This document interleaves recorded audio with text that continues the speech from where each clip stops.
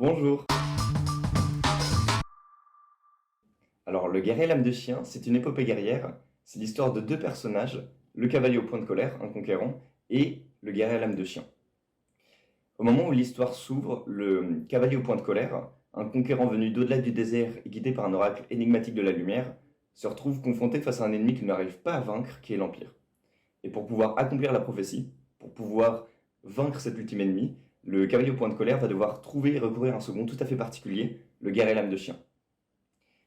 Et donc toute l'histoire va déployer la relation entre ces deux hommes, donc d'un côté le conquérant, le cavalier au point de colère, et son second, le guerrier à l'âme de chien.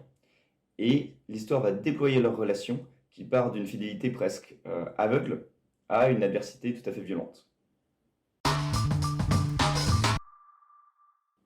Alors les guerriers, la prophétie, de base, n'est pas forcément un récit qui paraît appartenir au genre de la fantasy. Surtout que dans cet écrit, il n'y a aucune trace de magie, rien du décorum un peu commun qu'on pourrait s'attendre à un récit de fantasy.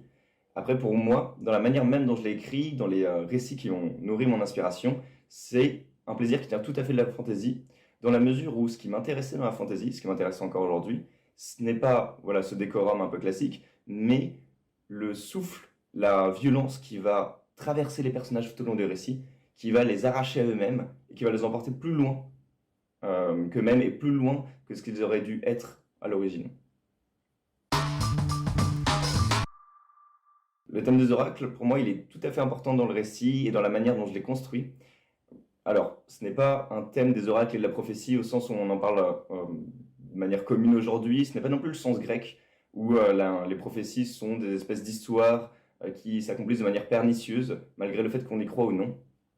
Moi, ce qui m'intéressait dans la prophétie et dans le thème des oracles, dans l'âme du chien, c'est le fait qu'il y a un souffle de vérité qui anime les personnages de l'intérieur. Et la question que je me posais pour écrire ce récit était vraiment, que se passe-t-il, surtout dans une histoire guerrière où les personnages sont confrontés à des actes aussi violents, que se passe-t-il à l'intérieur de ces personnages lorsqu'ils sont animés par un souffle aussi puissant et étrange qui vient les saisir? Et puis aussi, que se passe-t-il lorsque ce souffle les abandonne et qu'ils se retrouvent complètement perdus? Alors, le travail sur ce texte, il a été plutôt double. D'un côté, c'est un récit qui pour moi vient de loin, qui vient vraiment des lectures d'enfance, d'adolescence, précisément des lectures de fantasy. Et pour autant, à chaque fois que je l'ai travaillé, ça a été plutôt un travail court et intense.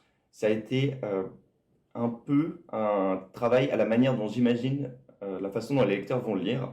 J'ai écrit ce texte pour être presque lu à l'oral, presque d'une seule traite, un peu comme un grand conte que l'on raconterait en une seule session, à haute voix. Et bien, tout simplement, j'espère que ce récit vous plaira et que les mots de cette langue épique auront un écho chez vous. Merci beaucoup.